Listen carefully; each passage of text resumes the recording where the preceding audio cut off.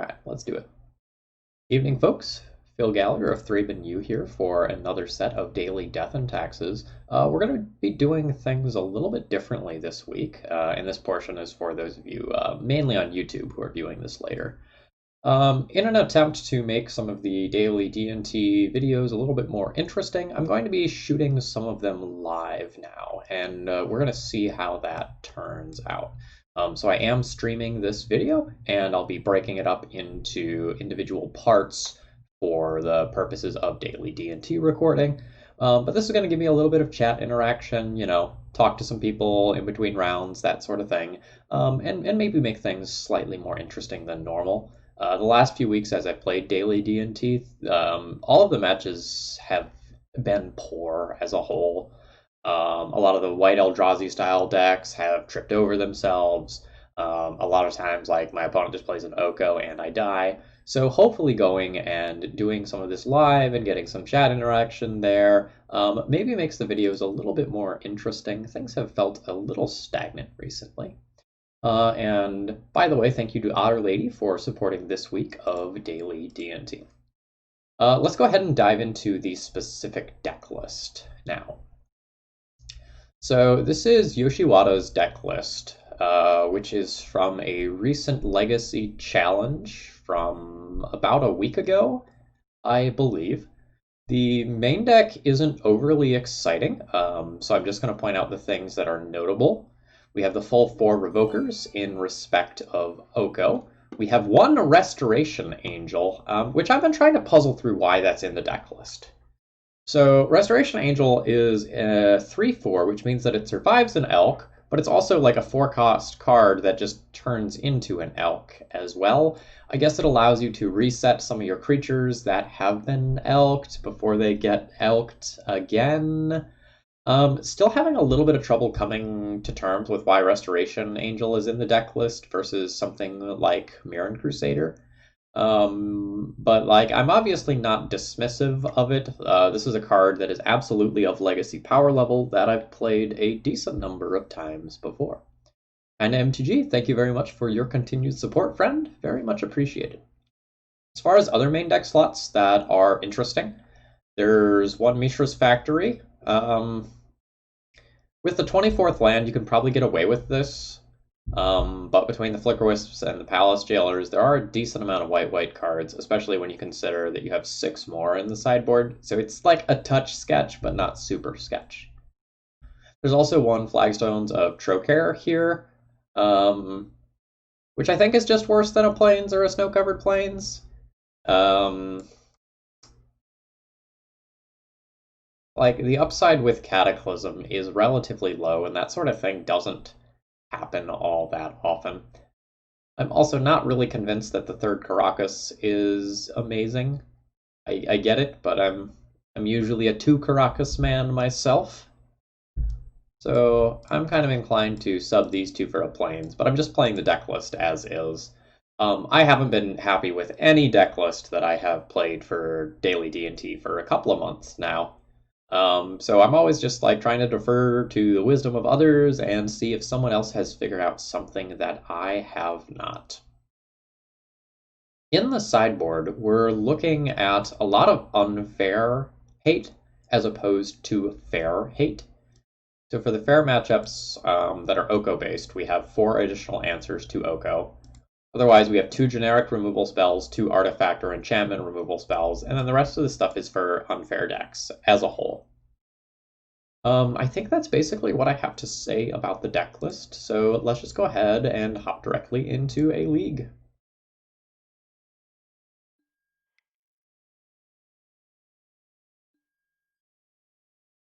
Yeah, so this slightly alternate take on daily D&T is something that we're trying out this week. Slightly lost in terms of content production, and I'm going to be looking to change some things about the channel a little bit over the next month or 2. Still in process of kind of puzzling through that and figuring everything out.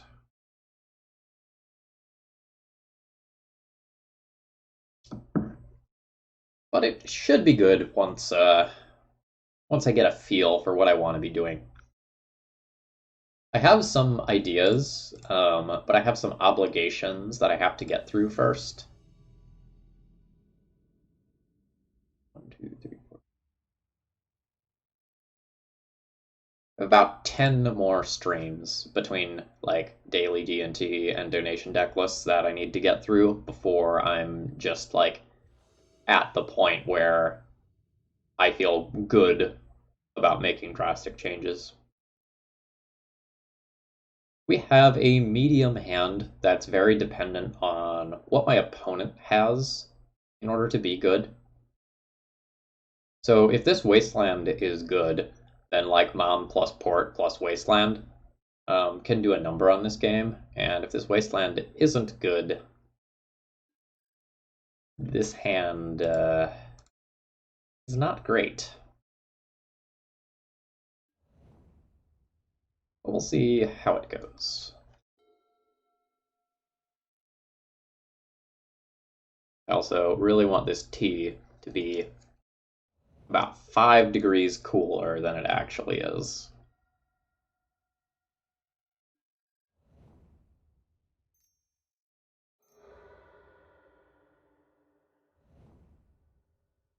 Really?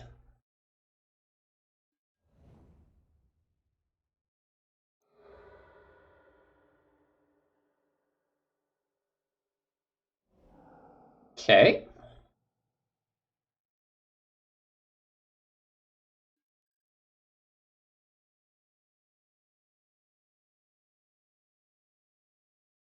Well, my hand is considerably worse than it was last turn.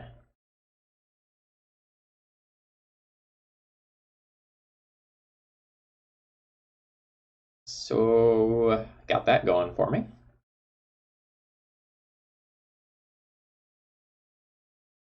In case I get echoed again, I think I'm supposed to just dump both of these cards. So my opponent is probably playing a mono blue, like, Painter, Grindstone, Echo, Redraw sort of deck.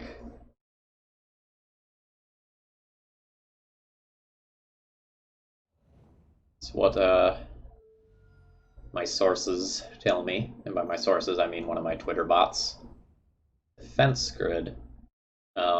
So Urza is one of the other notable things that might be in this deck list.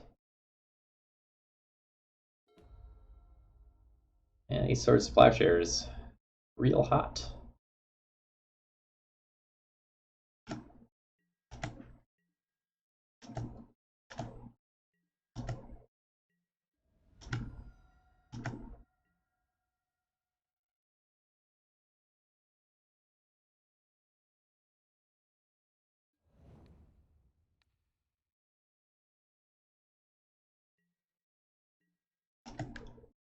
Yeah, I figured the whole like trying daily D&T live thing was probably worth doing. Well, we'll see how it feels tonight. We'll see if it's awkward. We'll see what the YouTube viewers think of it.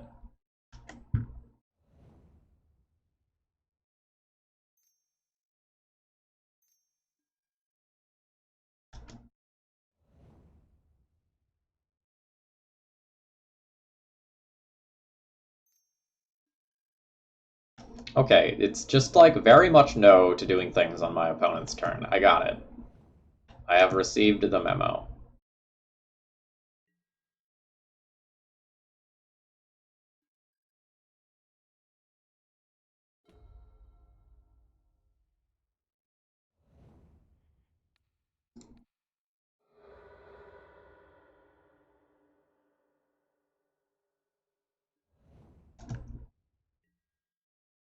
Defense grid is 3 more. Sorry, the Plowshares cost 7 mana on my opponent's turn. New record.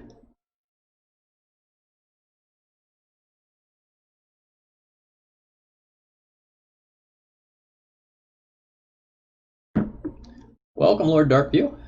Nice to have you around. We're playing against something real weird.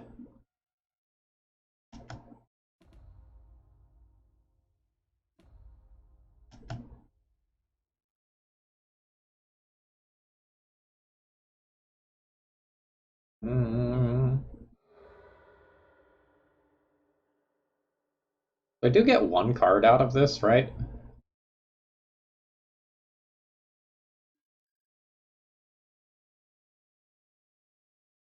So my opponent just undid their Lion's Eye Diamond, which has always felt just like egregious that that's a thing that's allowed to happen.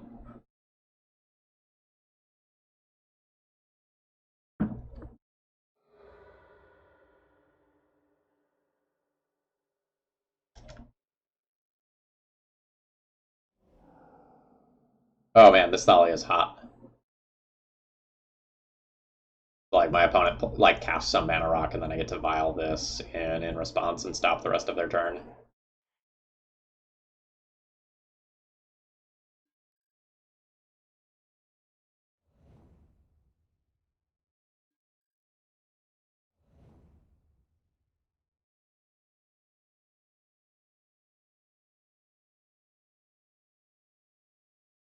We'll see if we just like die to a grindstone.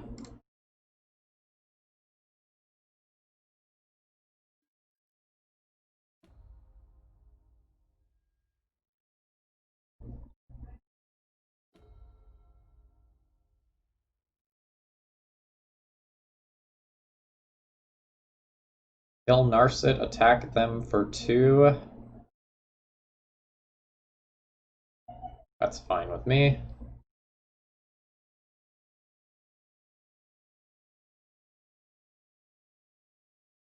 I actually get to protect from this because it is red.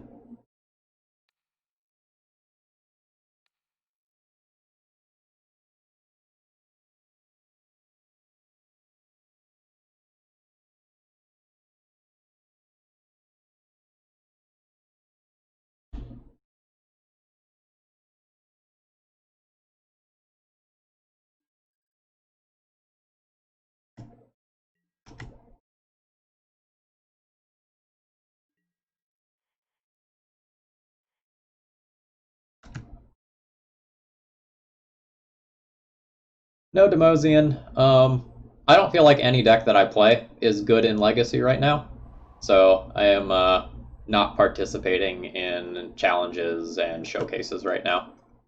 I just feel like it's negative EV for me, both in terms of like MTGO finance and my time.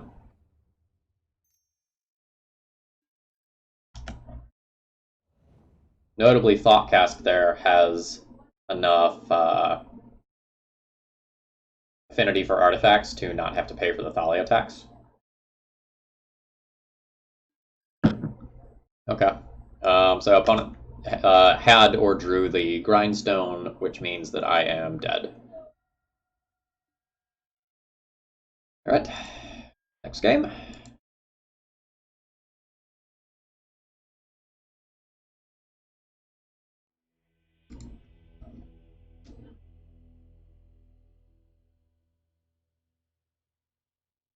Um,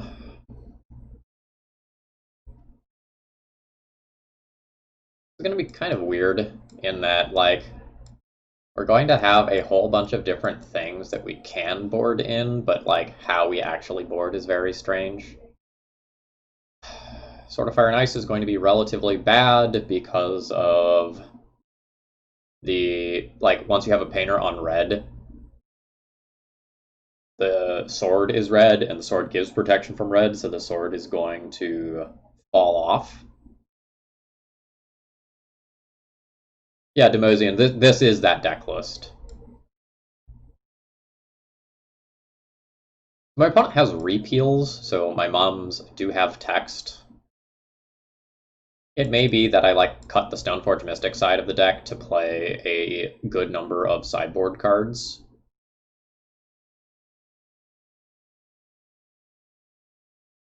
This is 21 creatures, assuming that I board in both Relic Warder and Canonist. And I would still need to make 2 more cuts here, which probably means not bringing in Surgicals.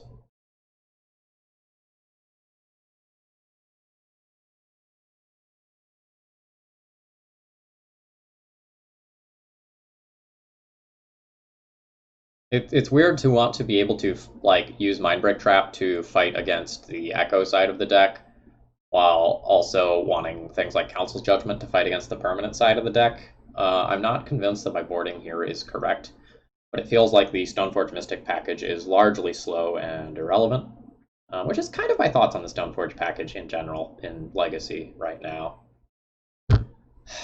I think this is fine.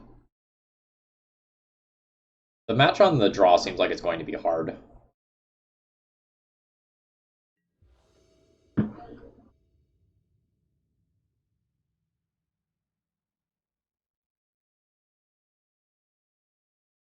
Is this good enough? I think I have to keep it, but this hand doesn't feel great.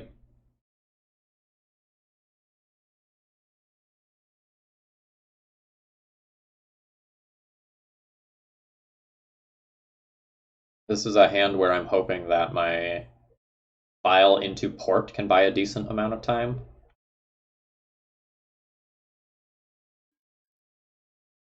I also wouldn't mind if my opponent just like echoed and reset my hand.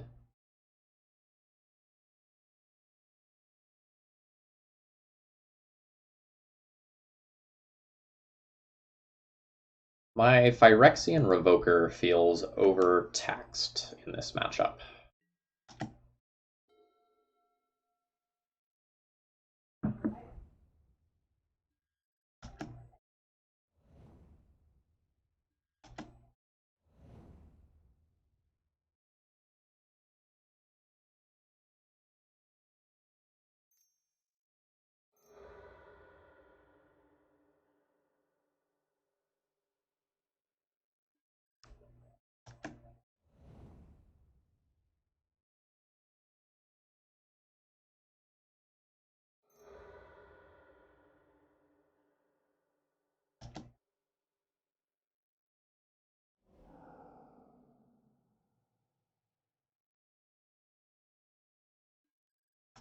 My hand is unquestionably better than it was a second ago.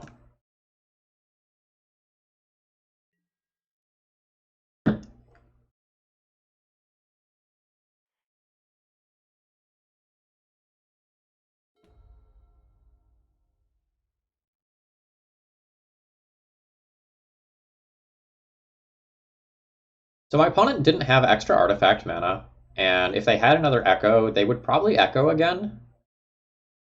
I'm kind of inclined to wasteland them, play a Vial, put in a Mom end of turn, and not play a Canonist. Actually, the Canonist doesn't really do a lot, right? It's non-artifact spells. No, it still stops like Echo after artifacts.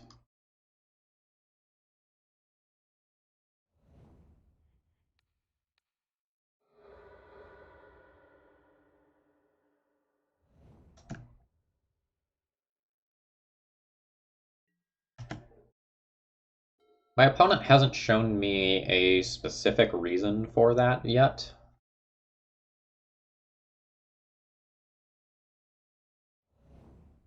I think it's just a color.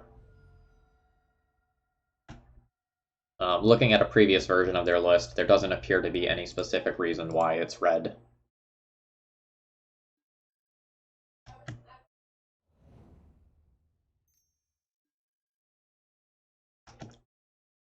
All right. Yep, so we're dead.